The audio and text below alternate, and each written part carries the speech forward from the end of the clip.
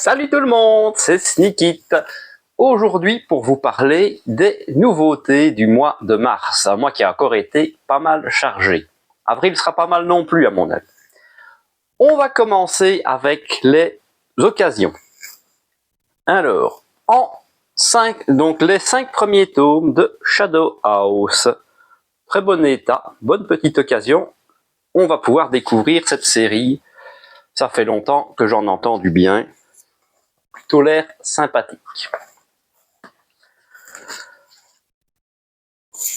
Ensuite, alors, toujours les 5 premiers tomes et les 5 sorties, me semble, de One Dance, qui viennent de chez Le Monde de Tada. Ça fait donc la 3e série qui vient d'un youtubeur manga. Je commence à les collectionner. J'ai déjà Sélection Manga et Aide le Fou. Allez, prochain objectif, manga badass. Hop là.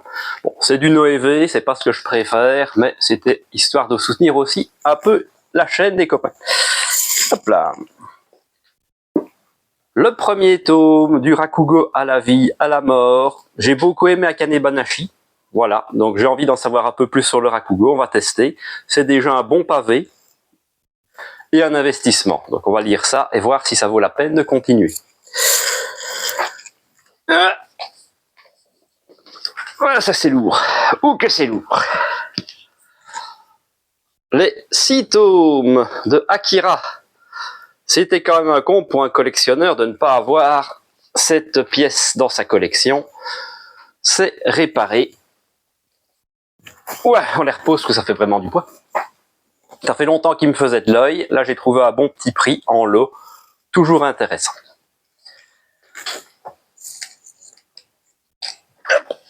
Et pour terminer, qui sont venus justement avec les Akira, une petite rareté, l'intégrale de School Rumble en 22 tomes. Très dur à trouver complet, surtout les derniers tomes maintenant.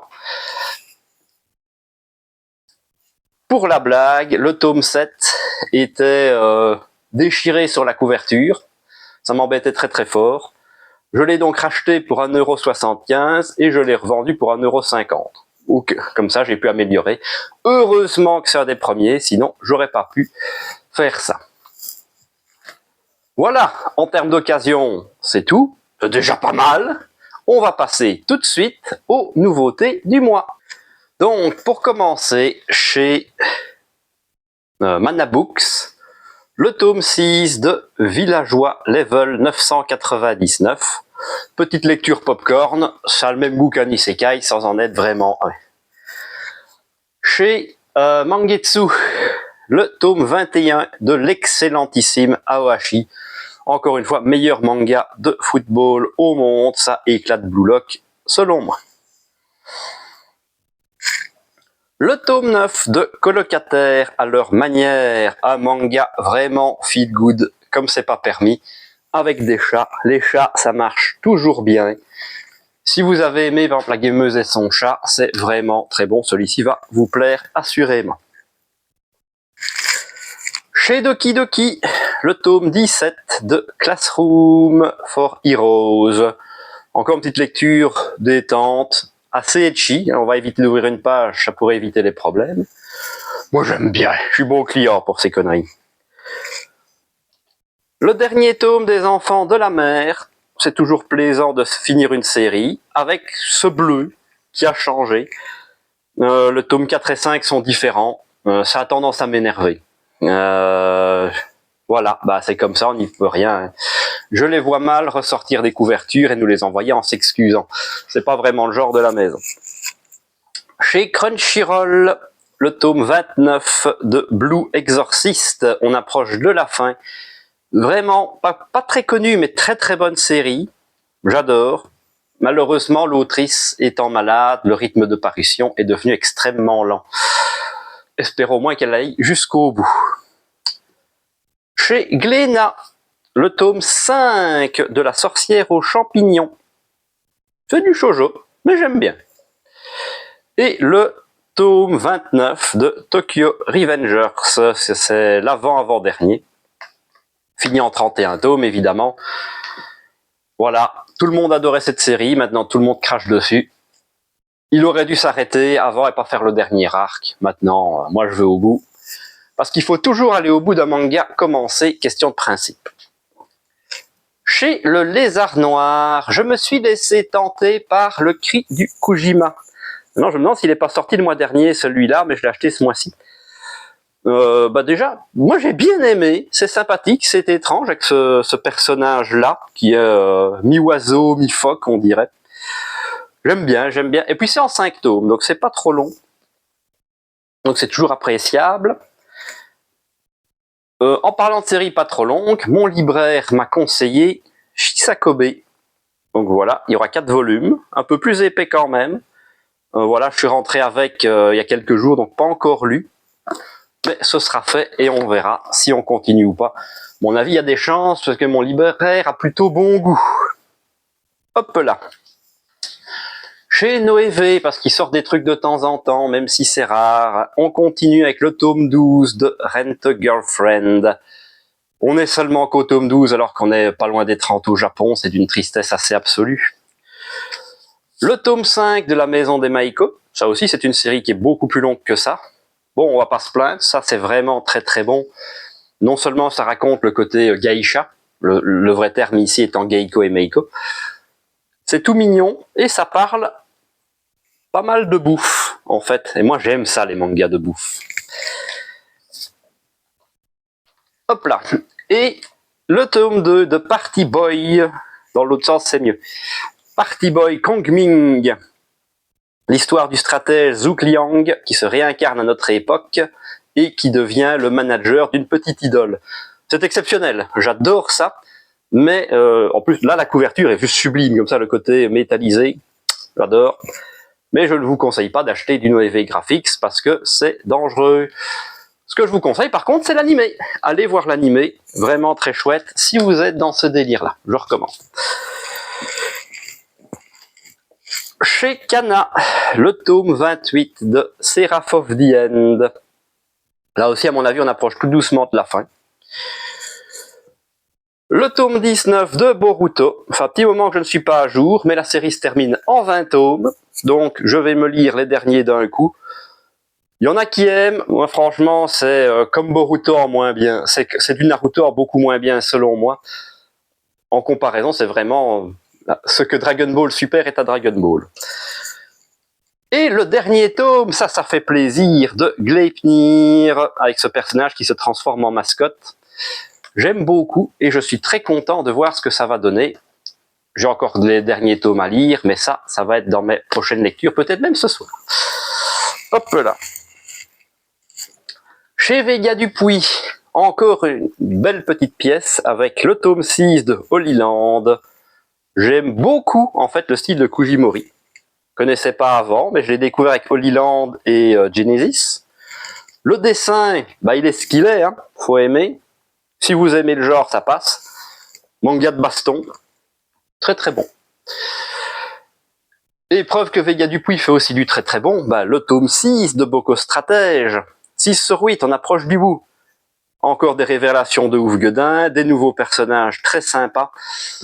On se demande comment ça va finir, parce que c'est basé sur la même histoire que Kingdom, et on sait comment ça se passe, puisque l'histoire de Kingdom est déjà plus loin. Donc voilà, ça peut pas... À mon avis, ça va pas bien se finir, cette affaire. Alors, chez Soleil Manga, encore un manga de bouffe, Today's Burger. J'aime vraiment bien les petites séries sur la bouffe, hein, Food Wars, le Petit Chef, tout ça.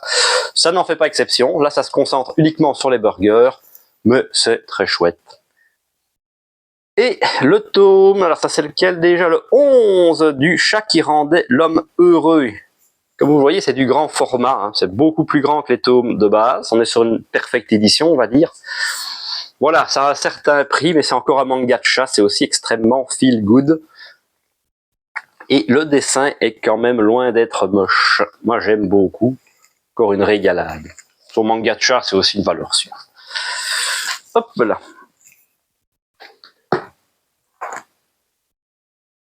Hop.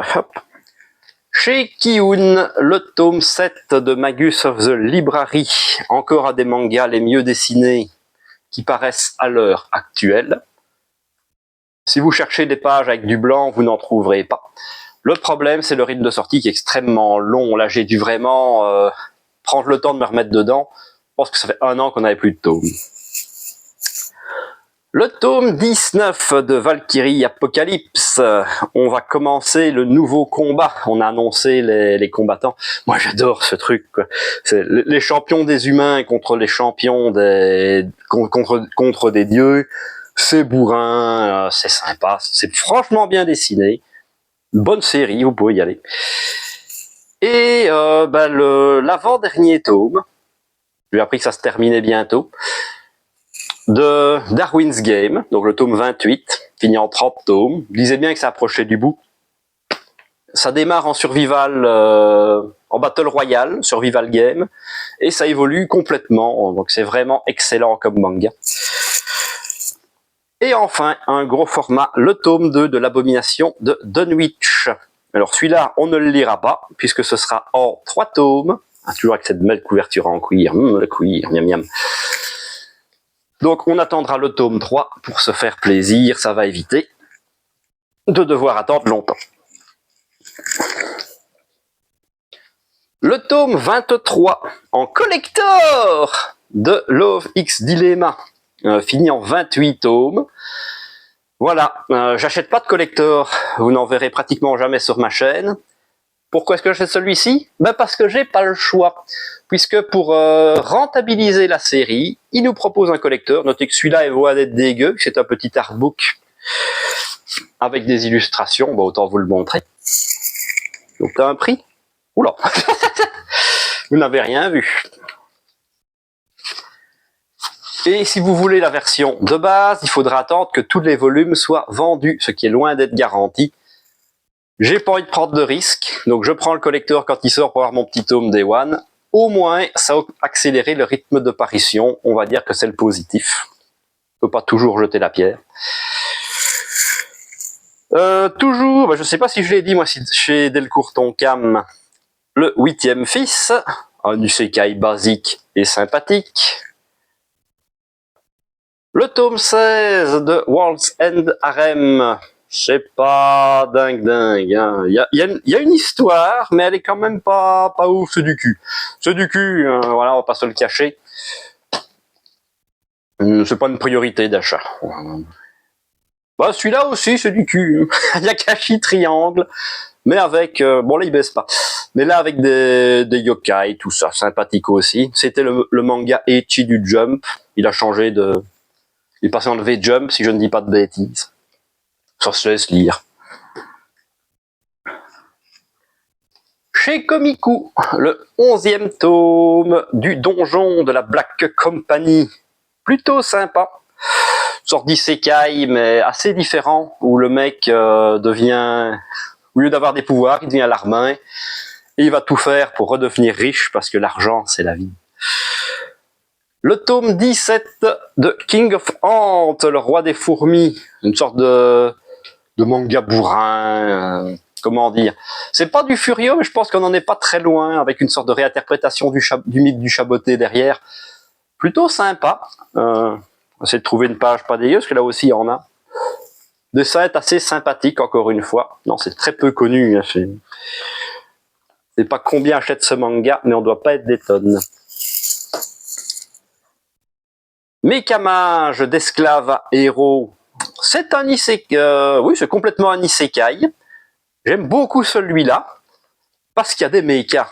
Et en vrai, des mechas, des mangas de mechas, je veux dire par chez nous, il y en a très peu. Dire Gundam, c'est introuvable maintenant. Broken Blade, ça a été stoppé. Donc moi, on me sort un manga de mecha, je suis déjà bon client. Je suis très content d'en avoir. Ici, en mode isekai, ça passe. Et alors là, la pépite absolue, le tome 36 du chef de Nobunaga, qui sera fini en 38 tomes. L'information est tombée justement ce mois-ci. Que dire, c'est un de mes mangas préférés. Ce manga est une pépite absolue. Le dessin est sublimissime. On est sur un mélange entre historique et nourriture. Donc encore un manga de bouffe. Vous voyez que c'est un thème que j'aime bien, ça revient souvent. C'est une énorme qualité. Moi, je ne peux que vous le conseiller. Si vous voulez vous intéresser à quelque chose de différent, c'est du, enfin, je dirais bien du 20 sur 20, mais 20 sur 20 n'existe pas, mais un bon 19 facile. Hop là, chez Kurokawa, on commence les grosses maisons d'édition. Le tome 19 de Arslan, The Heroic Legend of Arslan. Ah, vous voyez l'accent anglais qui va bien. C'est par Hiromu Arakawa, celle qui a fait Full Metal Alchemist. Au dessin, pas au scénario. J'adore cette autrice, j'adore son style graphique. Et c'est vraiment très bien. C'est de la stratégie militaire, mais plutôt vers la Perse. On appelle la Parse ici, mais clairement, c'est des influences. Le tome 22 de En Scène. J'adore ce manga. C'est partie des coups de cœur que j'ai eu. J'avais chopé en occasion. Le dessin me faisait de l'œil et j'ai tout de suite plongé dedans. Pourtant, c'est de la danse classique. C'est pas quelque chose, on se dirait, ouais, ça va être génial. Mais si, totalement l'esprit shonen, l'entraînement, la rivale, le déplacement de soi, vouloir devenir le meilleur. Voilà. C'est pas classé. Moi, j'aurais dit que c'était plutôt pour filles, hein, surtout puisqu'on voit que des filles. Mais a priori, ce n'est pas un shoujo. Hop, on fait dans ce sens-là. Le tome 23 de Moi quand je me réincarne en slime. Encore un isekai, celui-là de mes préférés quand même. Prends toujours beaucoup de plaisir à le lire. Évidemment, le héros surcheaté, les filles à gros boobs, tous les classiques de l'isekai. Le spin-off, Moi quand je me réincarne en slime, Trinité, le tome 3. C'est le deuxième spin-off, puisqu'on avait déjà Vivre chez les monstres. L'avantage, c'est que celui-là se passe pendant l'histoire.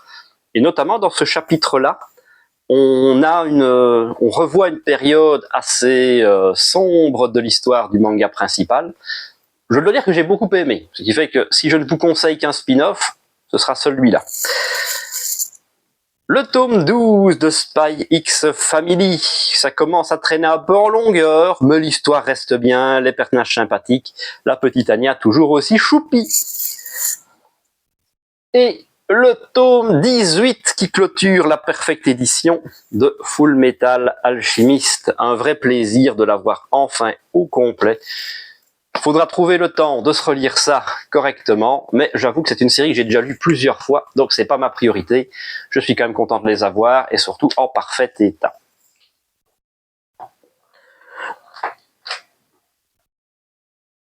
Hop là. Alors, chez Meian, les tomes 9 et 10 de How Not to Summon a Demon Lord.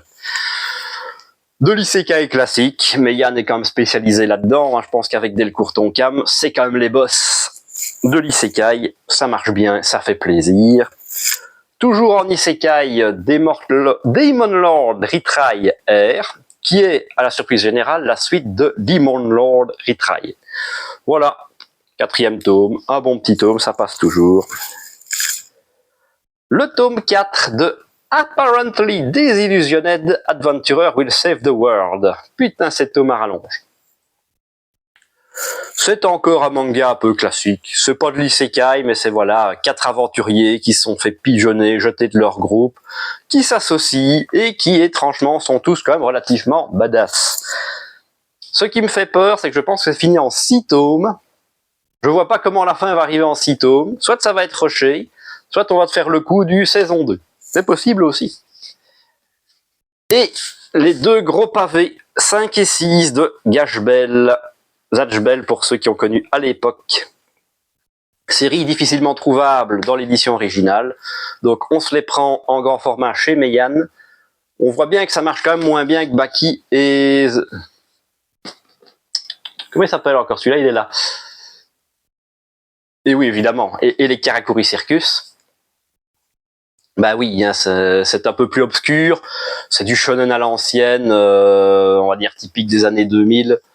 Ça se laisse lire, c'est pas non plus une œuvre magistrale. À choisir, les Karakuri Circus, c'est largement au-dessus, même en termes d'édition. Le travail est plus impressionnant. Ah, on arrive au bout avec la dernière grosse maison d'édition. Évidemment, bah, les connaisseurs se doutent déjà de qui c'est. ceux qui sortent le plus de volume à mon avis, toutes maisons d'édition confondues, c'est Pika. Donc le tome 16 de The Fable, ce Yakuza qui doit aller ce tueur à gages, pardon, qui doit aller se planquer, se faire oublier pendant un an, et qui a du mal évidemment à se faire oublier. Très très bonne série aussi. Le tome 15 de Drifting Dragons, petit moment qu'on n'en avait plus non plus. Des dessins magnifiques, rien que la couverture. On n'est pas loin d'un Ghibli en version manga. Et puis on bouffe du dragon, donc ça reste un manga de bouffe. Peut-être que bon. Le tome 41 de Yona, princesse de l'aube.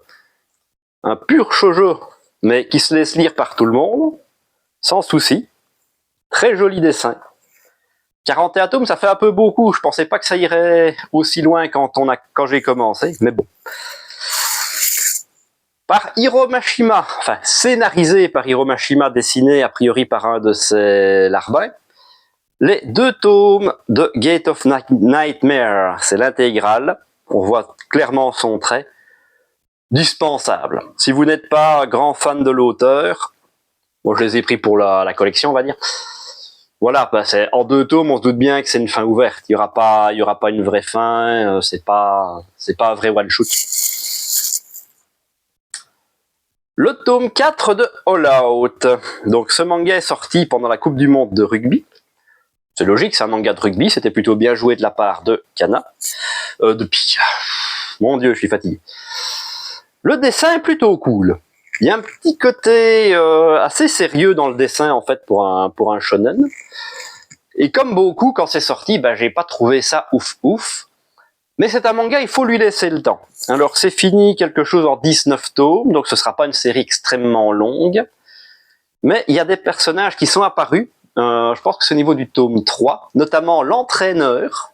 Ils vont se faire entraîner par un mec qui est vraiment très cool. J'aime beaucoup le personnage, ça amène quelque chose au manga. Alors, le tome 7 de Under Ninja. Là aussi, on va pas montrer des pages, ça risque d'être un peu problématique de temps en temps. C'est pas mal du tout, ça, c'est pas mal du tout. Voilà, bah non, c'est pour un public quand même un peu averti, hein. Il y a quand même un peu de trash dedans. Le tome 19 de Bakemonogatari par Ogritte. Bon, là, il faut que je vous montre une page, le dessin est quand même magnifique.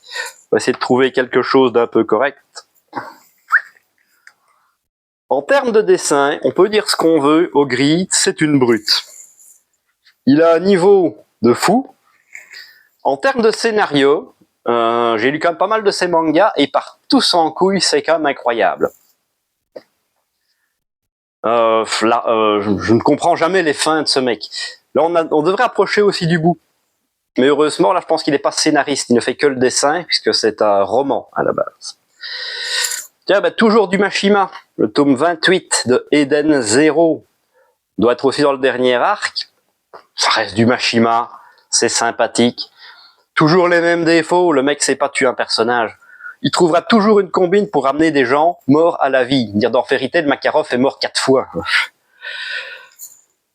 Un de mes auteurs préférés, Kujiseo, le tome 5 de Goddess Café Terrace.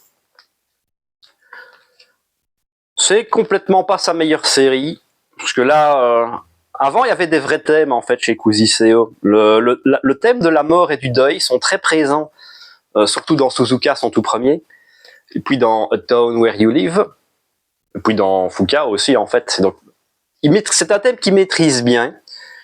Et là, bah il se prend pas la tête, quoi. Il a fait sa renommée. Là, il fait du gros ecchi. Ça a toujours été assez ecchi, mais là, il assume, quoi. Il se cache même plus.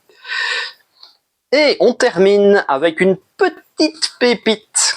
Je vous conseille de le découvrir, le 2e tome de Thunder 3. Alors, je ne comprends pas. J'ai envie de dire que c'est du Gantz. C'est de trouver un truc.